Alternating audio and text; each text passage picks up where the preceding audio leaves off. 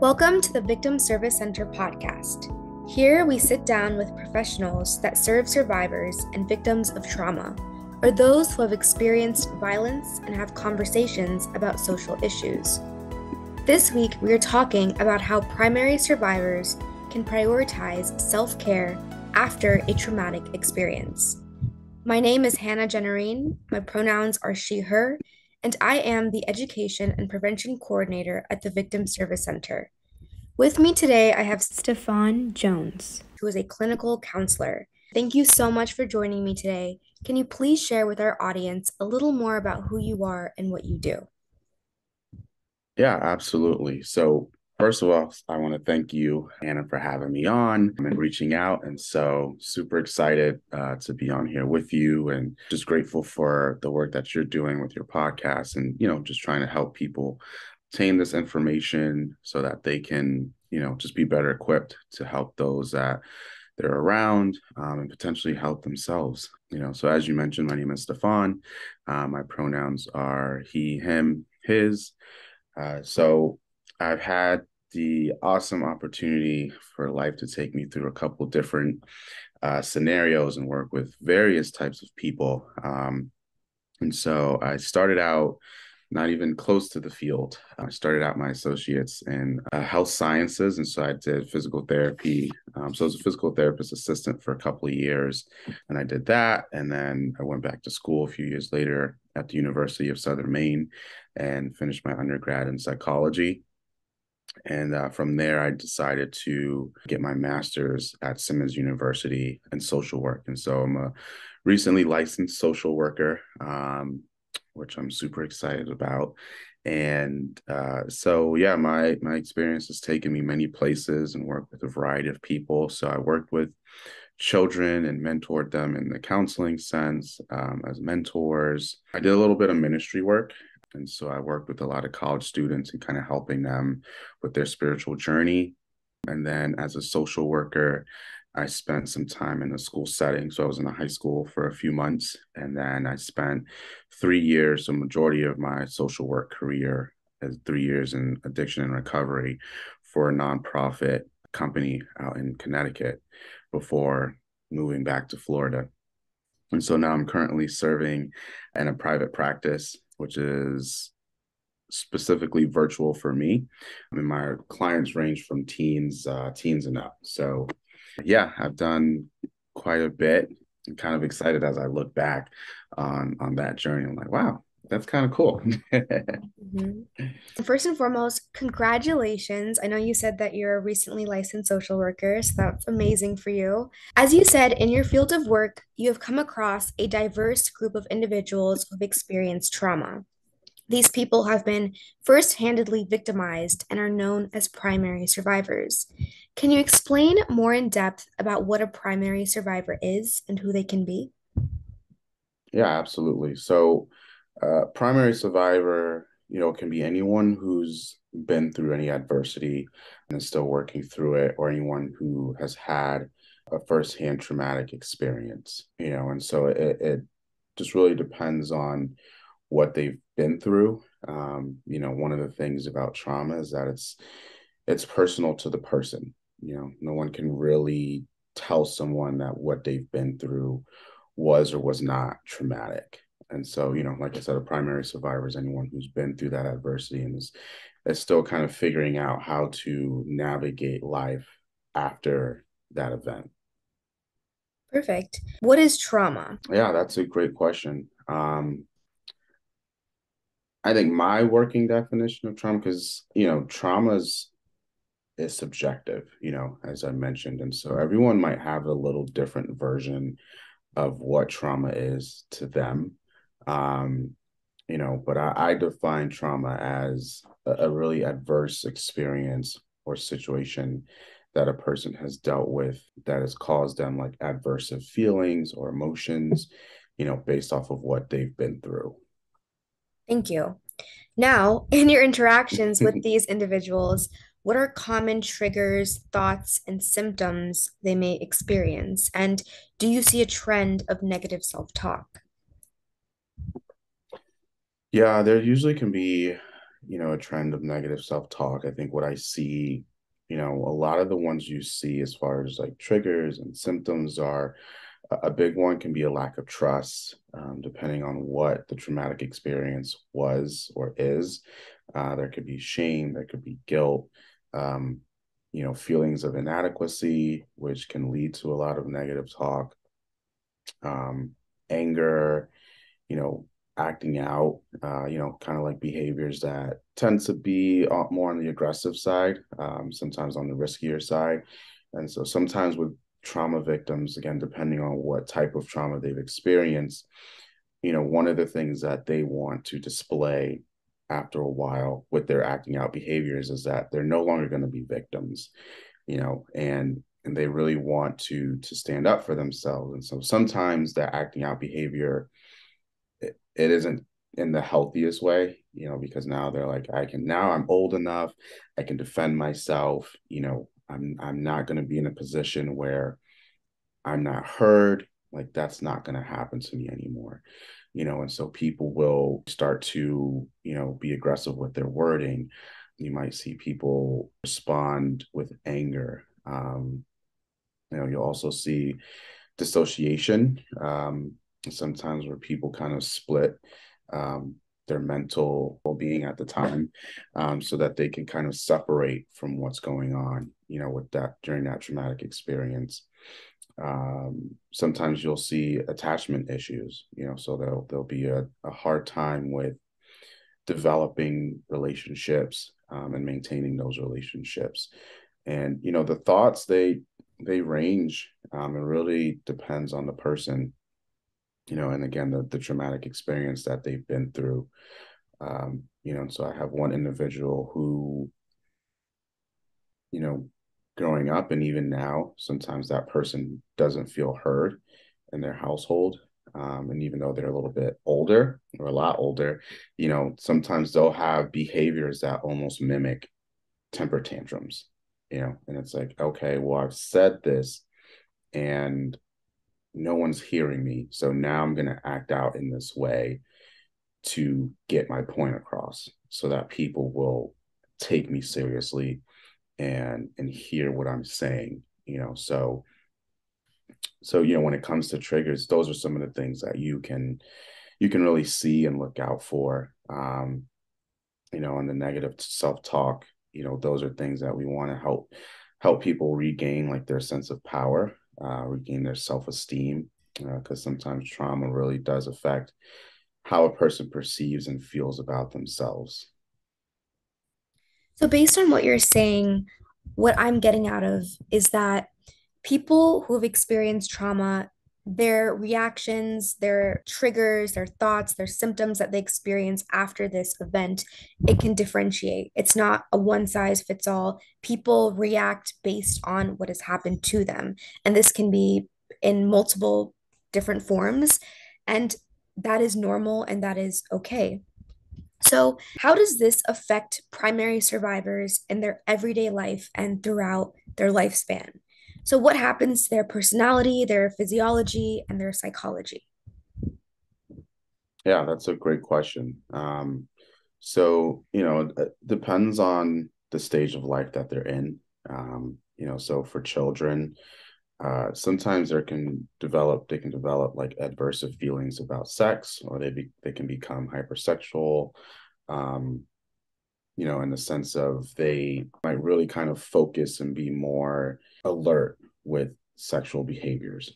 So if a kid was, you know, abused in a certain way, or if they were sexually abused, they might be more prone to, touching other kids in certain areas, or, depending on what they've been through, sitting in an adult's lap or trying to touch an adult in an appropriate way. Sometimes children can kind of feel like they're responsible for the abuse, and so often that follows them throughout the lifespan of that guilt, like they feel guilty throughout their lifespan because they kind of assume the role of responsibility for the abuse that they went through, like, oh, it was my fault, or if I hadn't done so and so, or if I was a better kid, like whatever the thought might be, they take responsibility for that. Sometimes with children, their family members might discount their pain, might dismiss what they're feeling or what they're sharing that they experience. And that causes, vulnerability issues right throughout the lifespan. Because if I'm coming to you as a child, you're supposed to be my safe place, and I'm telling you like, hey, this happened to me, or I'm feeling this way, and we're just writing them off like, no, you're okay, or that didn't happen, or so and so would never do that to you. Like, what does that tell them about their feelings? And then you grow up, and now you're into the teen years of your life, and that continues to follow you, where it's like, okay, well, I can't trust anyone, and I'm never going to share my feelings because no one's going to believe me anyway. And then there's just this lack of trust, this lack of being vulnerable with other people. And then as they get into, their teen and adulthood, that can continue to display in risky or self-destructive behaviors, substance use, sexual promiscuity, suicidal ideation and attempts. And so as they're kind of going throughout their lifespan, these are like some of the things that you'll see. Physically, it can really take a toll on their health in the long run, right? It can affect their hormones. When people are exposed to stress, prolonged exposure to stress, like they can start to be impacted hormonally, because you think about, you're in this flight, fight, or freeze, and you're just high alert, right? And so we know that when people are in that state physically, that their heart rate increases, their blood flow increases, their muscles tense, shortness of breath, and imagine constantly being in that state of stress for long periods of time. And that really takes a toll, on people in the long run. And then psychologically, you might have people who avoid eye contact. There's little empathy for other people in their situations. They might have challenges with, appropriately engaging with others. There might be aggressive behaviors, and as I mentioned, earlier, self-harm. And sometimes what can develop, for children is conduct disorder, where not really listening to authority, they're getting into a lot of trouble with, mom or dad, with teachers. And then as they grow into adulthood, you see antisocial personality disorder could develop, you know, um, and, so there's a lot of loss of self-esteem, a lot of loss of power. These individuals can be afraid to be assertive. They might feel unseen, and just a lack of, having the confidence to navigate their support systems. That was great information. And based on what you're saying, it's clear that primary survivors, people who have endured a traumatic experience, whether it's children, teenagers, and adults, it's important for them to practice ongoing wellness throughout their healing journey so that they can live without their trauma controlling their lives. Before we talk more about this, I have a quick question for you. Every time I scroll on social media, I'm always seeing posts about here are some things to practice self-care, or this is what self-care is. And something that I recently learned, I don't even know if I'm going to be answering the question for you, is that in talking with another victim advocate at work, he told me that self-care and ongoing wellness are two very different things because self-care is more reaction based, where people are saying, okay, I had a stressful day, I need some self-care. Whereas ongoing wellness is more intentional based and it's more, okay, here's what's happening, and these are things that I can do to heal from that, and taking a more proactive step towards it rather than merely reacting to their pain. Can you touch a little more on that? I don't know if I answered the question for you, but I do want to hear your opinion. Yeah, no, that's a great question. I love that question. And and I think it's interesting, the response that your client, provided you on this question, because honestly, I think that ongoing wellness and self-care, I would say they're the same thing. I think the difference in them is that a lot of people view self-care as like a one-time thing. Like you said, like it can be seen as reactionary or like a once in a while thing. But self-care should really be ongoing, right? Because self-care is just another way to rephrase ongoing wellness, and so self-care takes many different forms, and so self-care is not just about I had a rough day at work, let me go watch a show or let me go and journal or read a book.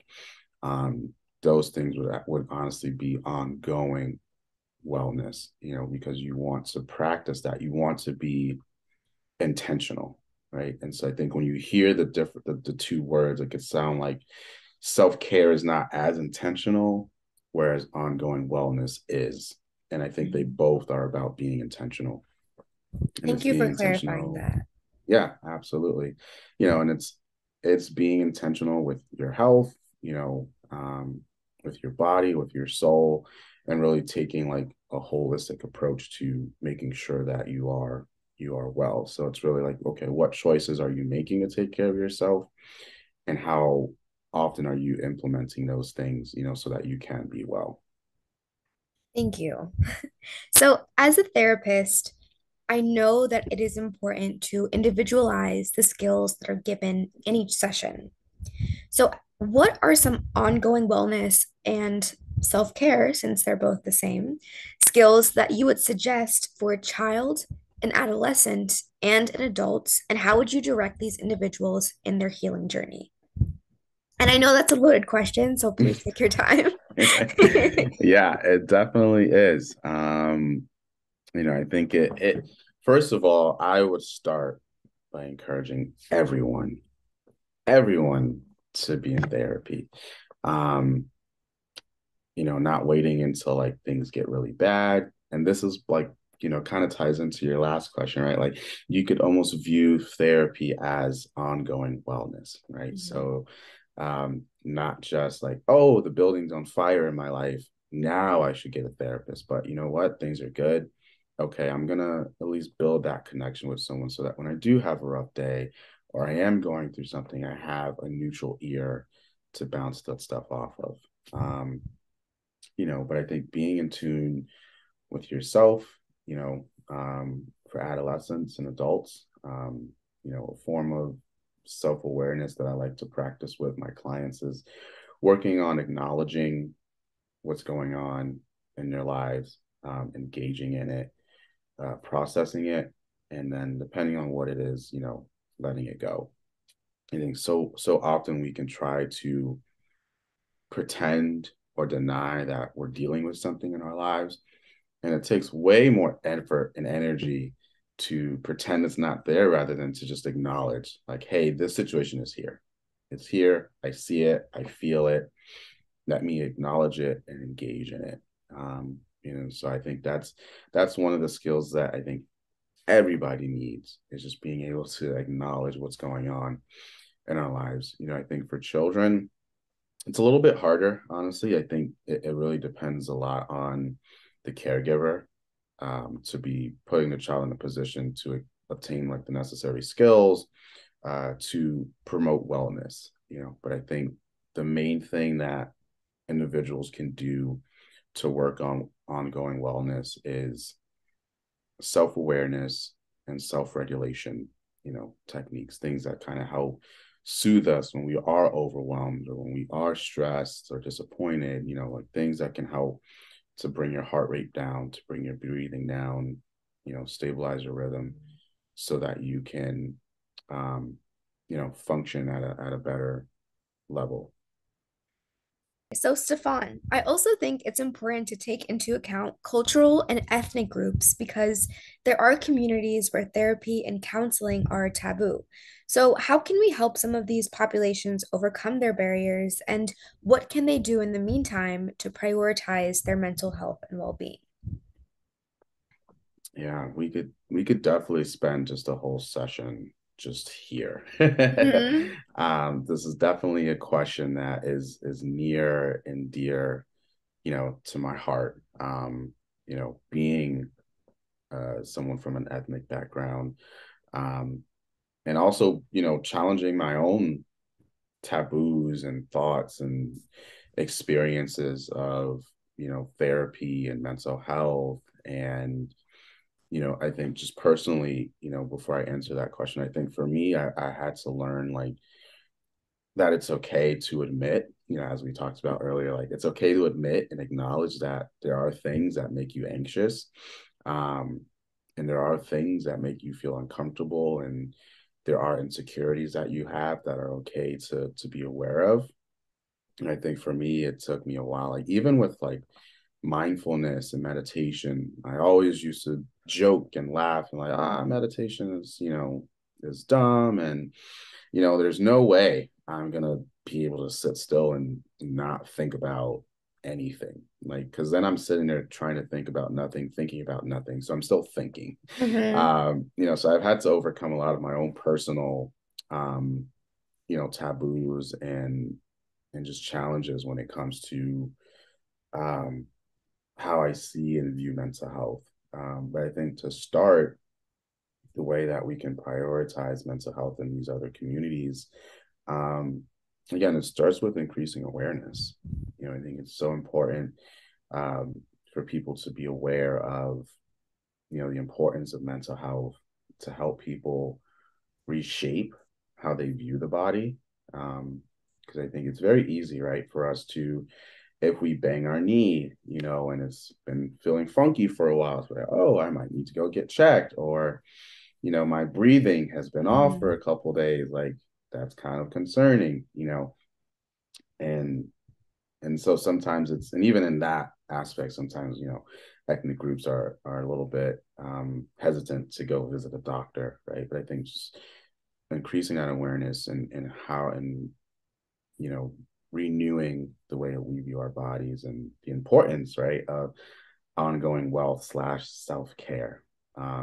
I think we definitely need to increase access to therapy and mental health resources and these different and various communities. And just kind of really working to normalize healing from mental health challenges. And like I mentioned earlier, I think it's awesome and important, and everyone should see a therapist. Um, because you can really focus on what you want to focus on, and the person doesn't have to discuss things that they don't want to discuss. They don't have to, engage in things that they're not ready to. And so, if you're working with someone who's kind of trying to force you to go in an area you don't want to go, then you should probably not be, working with that person. But, they can work on the changes that they want to see happen. And I Right. think it's also like really important, to kind of understand like the generational trauma and ideas and how deep, those go and how far they are. Um, and I have a kind of flip the script. I know you've been asking me all the questions, Go but ahead. Yeah. what's your background? Like So my where? parents are from Guyana. It's a country in South Okay, America. It's actually the only country that doesn't speak Spanish. So my heritage, the culture that I have, it's West Indian.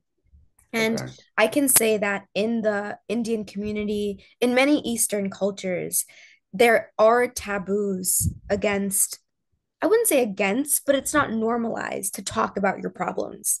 It's hmm, more like, okay, this is what's happening to you, deal with it, or this is something that you need to deal with because why would you depend on someone else? It's more of an, when it comes to these issues internally and when it comes to trauma, it's not really looked at as, okay, how can you seek help? It's more like, okay, you can figure it out on your own. And I think that's for me personally, based on my experience and what I've been learning in school and also in this job as well, is that it's very important to communicate with someone. It doesn't have to be someone you know, like therapy. You can go to a Hmm. therapist and talk about what you've experienced and talk about how it has affected you, because this is a great way that you can heal and learn and grow from that. And I will say that I do have friends who are a part of the same community, and even friends who are in different communities, like the Vietnamese culture. I have other Asian friends as well, where therapy and counseling, it isn't very common for them to do or to go to. So I love how Hmm. you said practicing mindfulness, being self-aware.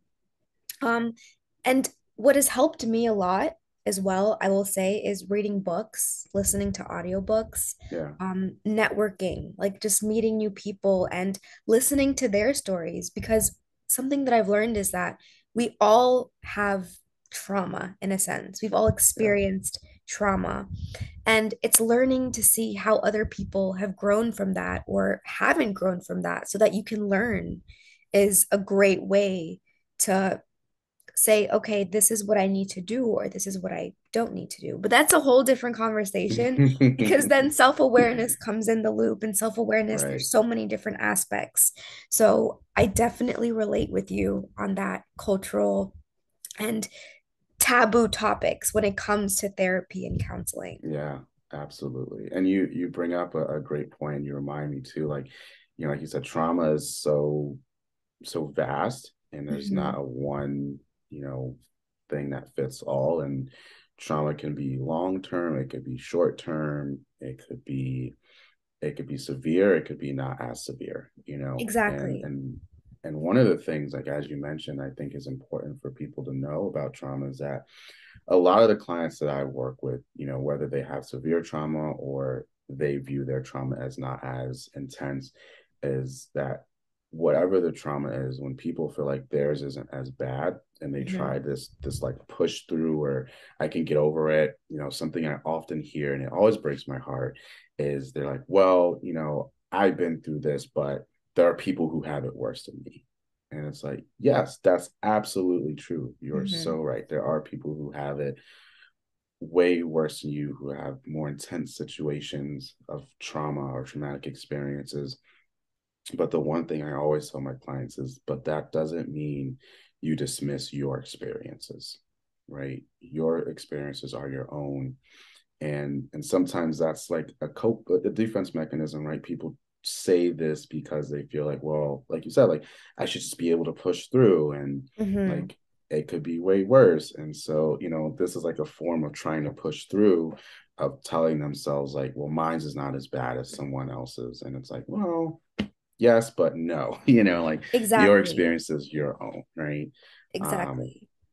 but like you said, that challenge of, well, we don't talk to strangers, and I tell my clients, I'm like, look, I tell people, I'm like, Mhm. it's actually better to talk Yeah. to a stranger, right? Because think about it, with friends or family, you're concerned that they're going to go tell auntie so and so, or Hmm. cousin so and so is going to find out. But with a stranger, that information stays there. You don't have to Exactly. worry about it getting to someone you don't want it to get to. So I'm like, it's probably in your benefit to talk to a stranger, because they're not going to tell anyone about your experience, and you don't have to worry about someone close to you hearing through it or hearing Exactly. about it. Hmm. Um, I think in the Black community, and maybe you could speak to this as well from your perspective and your culture, but in the Black community, a lot of things that we do is, if you have the spiritual background, is we'll pray through it, right? And prayer, yes, awesome, believe in it, but there's more to it, right? It's, Yes. yes, it can start with praying through it, praying for healing, but then we have to do the work, right? There's Exactly. work that has to be done. I think people Exactly. don't think about that. Like, okay, yes, I can pray through it. Yes, I can push through it, but there's an intentionality that goes behind that ongoing wellness and that self-care that you were talking about earlier. So I don't know if you see that in your culture as well, like, oh, we just have Yes. to pray through it. I actually am going to piggyback off you right now. There's two things that I want to say as well. The first part is when you talked about dismissing your own trauma and invalidating it. And when you compare your trauma to another person's trauma, you diminish what you're Hmm. feeling, but at the Hmm. same time, that feeling that you have doesn't go away because Right. you carry it around with you for the rest of your life, in a sense, if you don't meet yourself where you're at and heal from what you've experienced. So it's great that you said that your trauma, it matters. It needs to be talked about, and you deserve to feel peace from what happened, and you deserve to heal from that. And I also want to point out that trauma necessarily, it doesn't ever go away in a sense because you're always going to remember that what happened. There are going to be days Hmm. where it can be years from now and you're going to think back and you're going to say, wow, like that really happened to me, and it can Hmm. still affect Hmm. you. The second point that I wanted to bring up is what you were saying regarding prayer. So prayer in our culture is very like that's it. Like that's Yeah. we're very religious. Hmm. And yes, prayer, as you said, it's great. It's great to do. It's great to have that belief in, a higher power, that something is protecting you, looking over you. But prayer, in a sense, it needs to be combined with action. Yes. Trauma, you always kind of feel it, like you always remember it, but I tell my clients that eventually as you work to that healing and you start to create that distance, that healthy distance, it won't impact you the same way when you think about what happened to you many years ago or a few months ago or however long it was. And so that was a great point. And absolutely, with prayer, it's just you know you know don't worry, baby, just go to God and pray, baby, and like you said, and as a former minister, being on staff, working with a church, like it's faith and deeds, right? Basically, like you were saying, Yes. like those two are so important. We can get into, systemic racism, right? And I Hmm. won't go too in depth, but obviously we know, like, You're giving me man. ideas for more podcast ideas, Stefan. So thank Yeah, you. absolutely. And I can't wait to hear the other ones. But again, what you're doing is awesome. And this these things, like, we have to take them into account, because like you said, like in your question, right, is all about how ongoing wellness is not often promoted in ethnic Mhm. communities, right? And It's more so like a one-time do this to feel better thing. And I mhm, say this because I actually recognize this within myself. I'm on social media. I see what happens when people are saying, okay, get your nails done for self-care or go get a massage. But ultimately, for me, when I think about self-care now, the way that it's being promoted is very different from ongoing wellness, is what I would say. I'm saying they're both the same thing, but the way that it's mhm, being promoted differentiates them right. differentiates them. Because when I think of self-care now, based on what I've been seeing, it's more like, okay, I need pleasure in a sense. I need to pamper myself. I need to get a bubble bath. I need to do a massage. Mhm, And that isn't to say that that isn't ongoing wellness, but that's just a one-time thing that I keep doing. And yes, it helps me in the moment, but it doesn't help me with my long-term healing and growth. So right. if I'm stressed out, and I go and I take a bubble bath, yes, I feel good in that moment. But the next day, I'm still feeling that stress. It hasn't necessarily gone away. So with Mhm, ongoing wellness, it's asking myself, okay, I'm feeling stressed. But for me, what I like to do is to ask myself deep inward questions. I like to take three mhm, breaths in, exhale for three breaths, and then say, okay, acknowledge what I'm feeling. Yes, I'm stressed out right now. Okay, but why am I stressed out? Is there anything that I can do to help me in this situation? Or is this something that's out of my control? And if it's out mhm. of my control, I'm learning, and it's so hard to practice, but it's learning to gracefully just let it go. And it's so hard to do Yes. because it requires a lot of like willpower in a sense, because your mind is always like, oh my gosh, it's here, it's here. But it's like, Mhm, okay, this is something that I can't control. Let me let it go. But if it's something right. that's in my power, then it's like, okay, what can I do to Right. not be stressed out right now? How can I take action? How can I prepare myself? So that's what I do. And that's why I asked you the question about differentiating between self-care and ongoing wellness, because I think a lot of people, based on what's being promoted, can be confused with the two.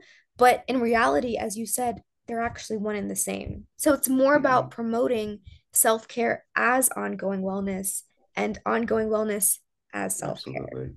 So that was my thought Absolutely. behind that. Yes, absolutely. And I'm not, I'm not crazy into social media, but like you said, like I have a I have a client who every week she gets her nails done. Like that's a part of her self-care routine. And it's like Right. she's consistent with it. And it's like, Mm-hmm. okay, like, but like you said, I think the point that you really drove home was that whatever you do, self-care has to touch an emotional level, right? Mm-hmm. Because that's where the ongoing wellness slash self-care comes in. It's like, yes, you could do, like you said, a bubble bath. Um, but then you wake up the next morning, you're like, okay, I'm stressed again, so do you start the day with the bubble, Right. Right. you know, but like you said, I think ongoing wellness and self-care, it's so important for survivors because I like to think of it as it's a way to help remind them that they are valued and they Mm-hmm. are worth something, right? They are Yes. worthwhile. And like you were sharing, like it teaches individuals. And so what self-care and ongoing wellness as a whole should teach is not just do this one thing in the moment to make you feel good. Yes, do that. But I believe it should also teach people how to engage with what they're feeling, like you were saying, in a non-judgmental way, right? Yes. Because oftentimes when we're going through something, we judge it like, oh, this is stupid or this is dumb or, you know, whatever the situation might be, and so kind of learning to engage with what we're feeling in a non-judgmental way so that we can work through it, um, and learn how to recognize, what we're feeling, Mm-hmm. create those feelings of safety, of calmness, such as getting your nails done, going to the gym, running, whatever it might be.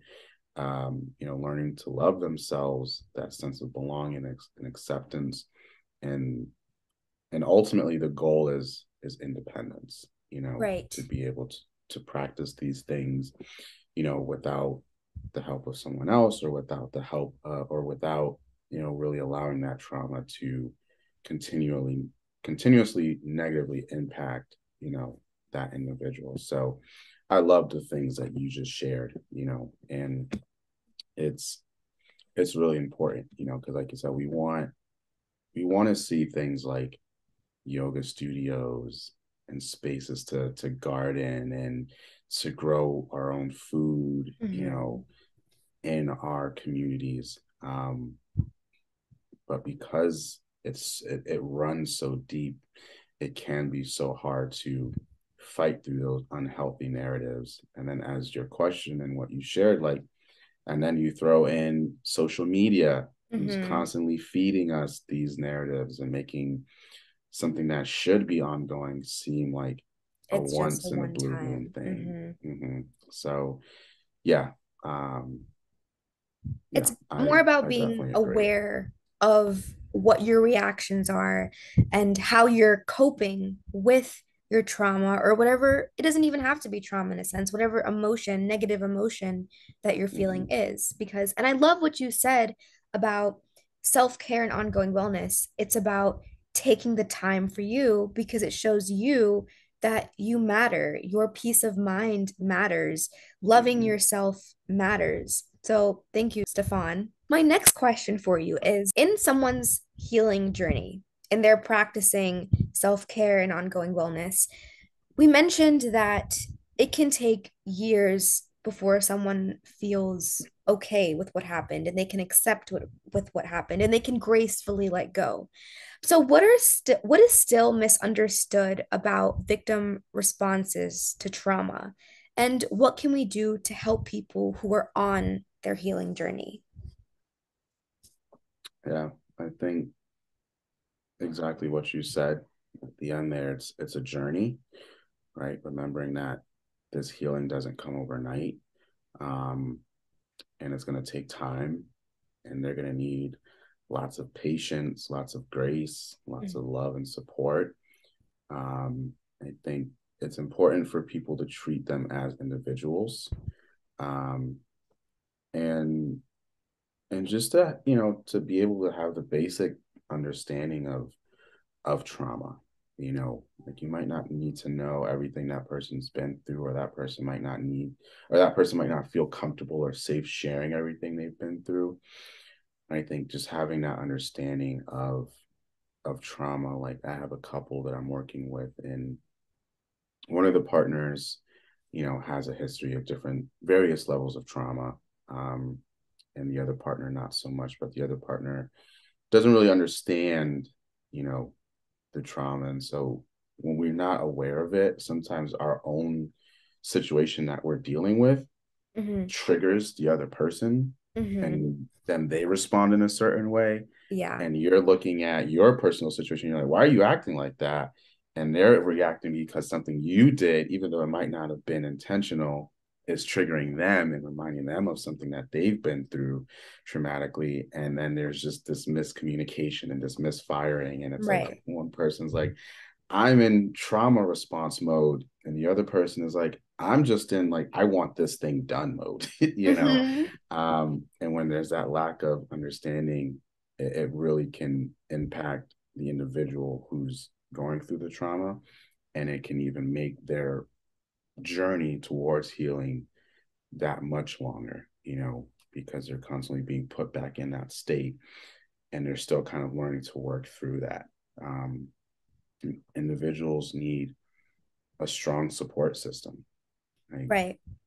that's so crucial. Like we are, as humans, we love, and we're social beings, right? For the most part. Like and having that support system, like no one can do anything alone, especially go through trauma experience and those feelings and those responses. And so having a solid support system is vital, as Mm-hmm. well as these individuals who are interacting with someone who's a trauma survivor also having realistic expectations, of their capabilities, what they can handle emotionally and physically. And again, understanding like it's going to take time, and they need that safe space to heal and work through their trauma. Right. Thank you so much for that. And that also, once again, goes into empathy, to Mm-hmm. recognizing that, yes, we have our own trauma. Yes, our trauma matters. Yes, our feelings and emotions, they matter.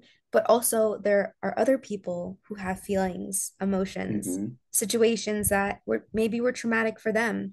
And meeting them in a place where, okay, let's talk about this. Let's not react. Let's not yell at each other. Let's not go on a defensive mode, but rather let's sit here and try to understand each other. Tell me why you're feeling the way you're feeling, and I'll tell you the way I'm feeling. And then talking about, okay, well, this happened to me in the past and I didn't like this. Then that Mm-hmm. person can have a better understanding and better grasp of why you're Yeah. acting in that way or why you're reacting in that way. So it's about developing and having that empathy and that compassion for another person. And once again, these are things that are not easy per se to just do because we're not thinking about that in that space and time. We're thinking Right. about, okay, this is a problem, but this is how I feel. And what I recommend is in my trainings as well, when I talk about communication, it's about finding the right time to talk to that person about what the issue is and what's going on. Mm-hmm. Because we can get so caught up in our emotions and our want to say, I'm right, you're wrong, when in reality, you're not fighting that other person. What's the problem is the issue that's at hand. So it's Yeah. about realizing that, okay, this is what we're actually trying to solve. Let me Mm-hmm. take my ego out of it. Let me take my defense mechanisms out of it. And let me talk to this person so that they can understand why I want this Yes. done in a certain way or why I feel this. And I think Mm-hmm. honestly, Stephan, I think that would solve any relationship issue. I think that's the key. If But only. if If only, but once again, only. it's easy to say, but it's very hard to practice.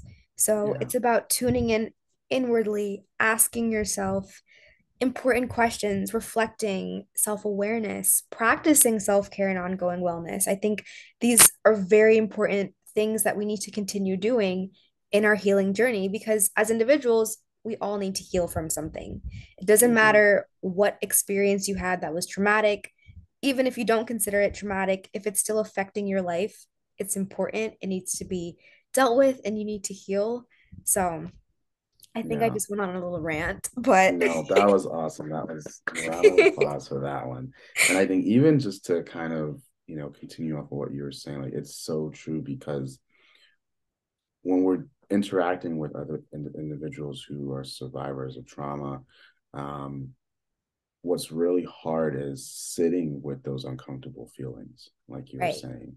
And it can be so hard to deal with that and learn how to sit through that. And again, that's why having a therapist can be so important, and it is so important because you have someone who's trained to sit through those uncomfortable feelings, right? Because even as a therapist, even I'm sure in your work, you're sitting with your clients and they're sharing things that make you feel uncomfortable just because of what they've been through. Yes. But you've learned and you're learning how to sit with those feelings to help that person, right? And oftentimes our spouse, our partner, our friends, our teammates, whoever it is, right, are not trained to sit with those feelings. And so when Exactly. you are expressing something traumatic or difficult, people want to, it's okay, it'll be okay, you'll get through it, you'll work through it. Sometimes people don't need to hear that. I don't want to Hmm. hear that I'm going to get through it. Just need you to sit here and be in this space with me. Exactly. But it's so uncomfortable, to your point of like, why the spouse might get defensive. And then it's like, well, this is what I need. And you communicate what you need and let's work together. And like you said, easier said than done for sure, because all those feelings are stirred up. And it's like you said, how do I deal with this? How do I process this? Sometimes it's not being processed because we're not self-aware. So that was a great point, that you made as well. Thank you, Stefan. That So was I beautiful. loved I loved the tangent. I Keep it going. thank you. Thank you. This is my last question for you, Stefan. I want to end this podcast with a question in which our listeners and our audience they can do something or find something, read something, listen to something that can help them in their self-care and ongoing wellness journey. So, is there anything that you can recommend for our audience, whether it be books, online assessments, videos, movies? What is something that our listeners can take away today and practice in their lives? Wow, yeah, that's a great question. It's definitely, I don't know if people agree with this, but I find it fun sometimes to do like self-care assessments or ongoing wellness Yes. assessments, right? Because it is just another tool to help you learn how to be aware of what you're going through, what you're experiencing, what you're feeling, and so there's plethora, of Hmm. self-care assessment tools out there. Um, there's one that I use from Therapist Aid. I can actually like email you them and you can like maybe put them in the link. Um, there's one from brown.edu website that I use that's really good.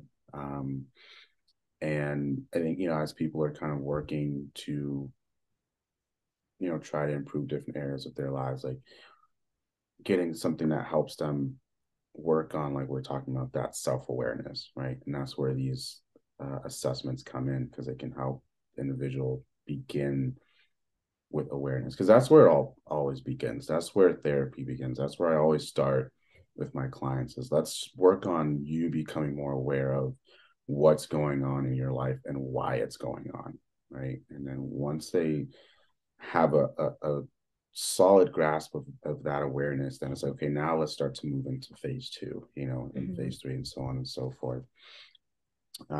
So, I would say, they could definitely start with these self-care assessments, um, and then practice different mindfulness. The internet obviously is a great resource, a great tool. Just take things with a grain of salt, because we Right. know the narratives that sometimes social media is trying to give us, and sometimes they're not always bad. Maybe they're just misguided, Mm-hmm. right? But of course, the internet, has so many resources where you could Google mindfulness and, try a few different things, give it some time before you like write it off. Um, and kind of start from there. But again, I'm always going to encourage people to, go to some therapy, find a Mm-hmm. therapist,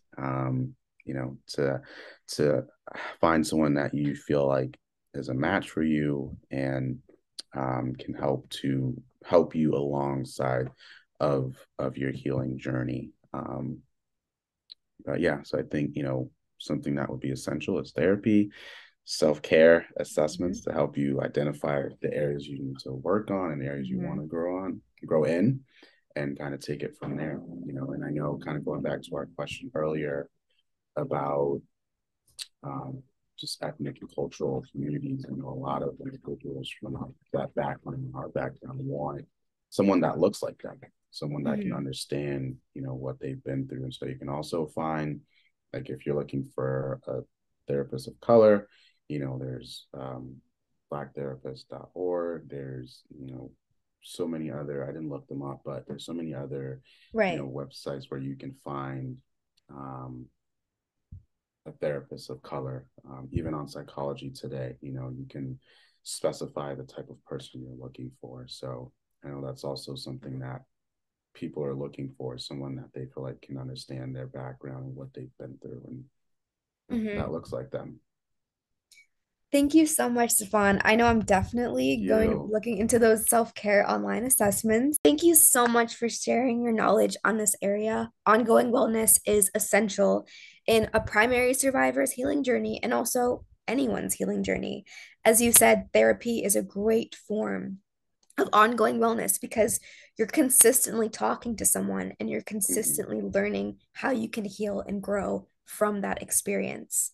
So, this is the end Yeah. of the episode. I do want to thank Stepfan once again for taking the time to be here. And I And also thank want to you for thank, having me. yeah, of course, of course. And I also want to thank our audience for listening. The VSC is a nonprofit organization that provides free confidential counseling services for victims of any kind of trauma in Central Florida. The views and opinions expressed by podcast participants are their own and do not necessarily reflect the views or opinions of the Victim Service Center of Central Florida. This podcast content is made available for informational and educational purposes, and the VSC does not make any representation or warranties with respect to the accuracy or completeness of the content. While we make every effort to ensure that the information we are sharing is accurate, we welcome any comments, suggestions, or corrections of errors. To learn more about our services, please visit victimservicecenter.org. And to everyone listening, healing is not linear and you are not alone.